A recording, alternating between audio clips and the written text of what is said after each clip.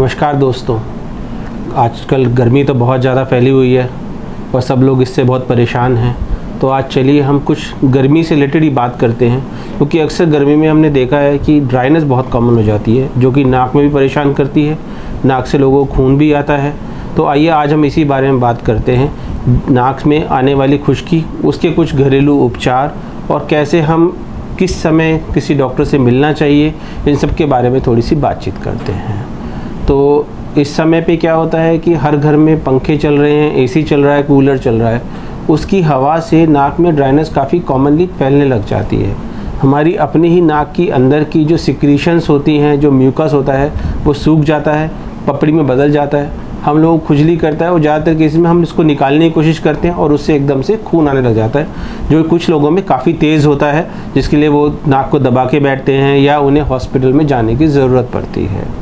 तो इस समय पे सबसे ज़रूरी चीज़ है कि हमें पानी पे पूरा ध्यान देना चाहिए।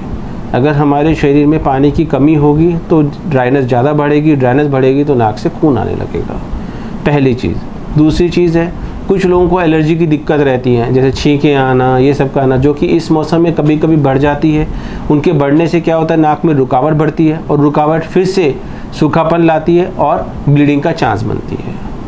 अब आपने देखा होगा कि बच्चे हैं, स्कूल जाने लगे हैं, अब 2 साल के बाद स्कूल जाने लगे हैं, कोविड के बाद में बच्चों में मिलने लगे, दोबारा इन्फेक्शन आने लगी है। इन्फेक्शन मतलब कि बच्चे दोबारा बीमार होने लगे, ज़ुकाम होने लगा, बलगम आने लगा।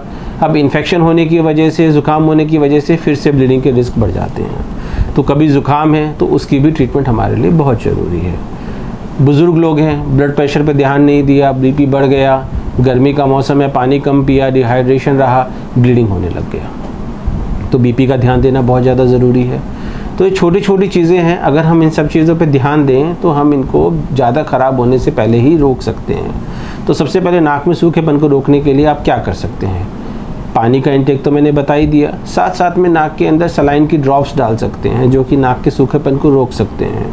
शाम को सोते वक्त हल्का सा देसी घी नाक के आगे की तरफ लगा सकते हैं, जिससे सूखापन थोड़ा सा कंट्रोल रहे, या ऑलिव ऑयल लगा सकते हैं जिससे नाक में सूखापन कंट्रोल रहे। तो ये तो हमारा हो गया कि सूखेपन के बचाव के लिए। अगर आपको बार बार नाक से खून आता है, बार बार नाक से खून की शरीर की ब्लीडिंग की दिक्कतें हैं और साथ में नाक में रुकावट है, तो किसी भी अपने पास वाले ईएनटी डॉक्टर को ज़रूर मिलें। कारण कभी कभी नाक की हड्डी का टेढ़ापन होता है, कभी कभी छोटे छोटे ज़ख्म के अंदर धीरे धीरे सूजी शामिल हो जाते हैं, जिसको देखना बहुत ज़रूरी है। कभी कभी साइनस के अंदर इन्फेक्शन होने की वजह से बार बार ऐसा होता है, कभी कभी नाक में कुछ मस्से बढ़ जाते हैं जिनकी वजह से दिक्कत आती है। तो इन सब चीज़ों के लिए चेकअप करवाना बहुत ज़रूरी है। अगर हल्का फुल्का स्टेन जैसा आता है, नाक में सूखापन है, आपने ट्राई किया, रुक गया, तो कोई बात नहीं, बट अगर ये दिक्कतें हैं तो अपने नियर बाय ईएनटी को ज़रूर दिखाना चाहिए। ऐसे बच्चे हैं, बच्चों में ज़ुकाम नॉर्मली 2 से 3 दिन में ठीक हो जाता है, पर अगर आपको लगता है बहुत ज़्यादा बलगम आ रहा है, बच्चा रात को परेशान होता है, बच्चा सो नहीं पाता है, खराटे आते हैं, करवटें बदलता रहता है, ब्लीडिंग के साथ साथ में ये सारी समस्याएं भी हैं, बहुत तेज़ बुखार आ रहा है, तो अपने नियर बाय ईएनटी को दिखाएं, ताकि अच्छे से चेकअप करवा सकें और प्रॉपर ट्रीटमेंट को करा सकें, ताकि इस गर्मी में भी हम अपना पूरी तरह बचाव रखते हुए अपने शरीर को स्वस्थ रख सकें। धन्यवाद।